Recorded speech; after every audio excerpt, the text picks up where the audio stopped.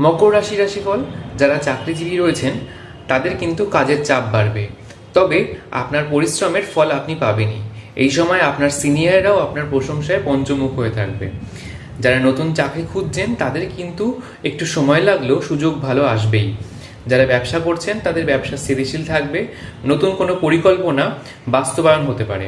তবে শর্টকাট না নিয়ে ধৈর্য ধরে ধীরে ধীরে এগিয়ে চলুন, তাতে কিন্তু ভালো ফলাফল পাবেন।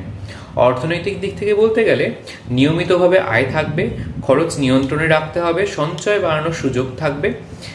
ধীরে সুস্থে বিনিয়োগ করলে বিনিয়োগে কিন্তু ভালো ফলাফল পাবেন। যারা প্রেম করছেন তাদের সম্পর্ক স্থিতিশীল থাকবে, তবে আবেগ একটু কম প্রকাশ হতে পারে। যারা সিঙ্গেল রয়েছেন তাদের কাজের ক্ষেত্রে তাদের নতুন কারোর সাথে কিন্তু পরিচয় তৈরি হতে পারে। বিবাহিতদের জন্য দায়িত্বটা কিন্তু একটু বাড়বে, তাই সম্পর্কে বোঝাপড়া অত্যন্ত প্রয়োজন।